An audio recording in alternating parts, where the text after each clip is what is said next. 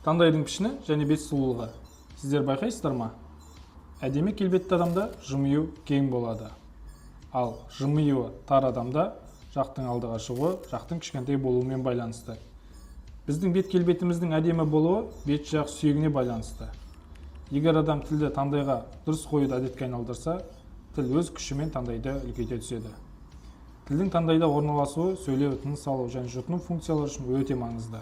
Ал тіл дұрыс орналаспай, адам түнгі ұйқы кезінде ауызбен тыныс алып, тіл астыңғы жақта орналасса, беттің 1/3 бөлігі алдыға қисая түседі. Бұлардың бәрі әдемілікке емес, тістенбе, яғни прикустың өзгеруіне, тыныс алуға келе жасайды.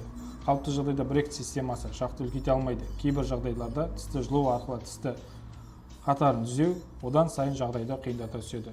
Брекет системасы тістерді жылу арқылы орнату келешекте үлкен өзгеріске алып келеді. Қазіргі таңда арнайы аппараттар бет жақ сүйегін үлкейтуге пайдаланылады. МСТ аппараты арқылы біз ересектер мен балаларда бет жақ сүйегін үлкейтумен қатар әдемі күлкі мен жақсы тыныс алу процесін дұрыстаймыз. Біз пациенттеріміздегі 3 ай көлеміндегі нәтижені көре аламыз. Егер ақпарат пайдалы болса, тіркеле кетіңіздер.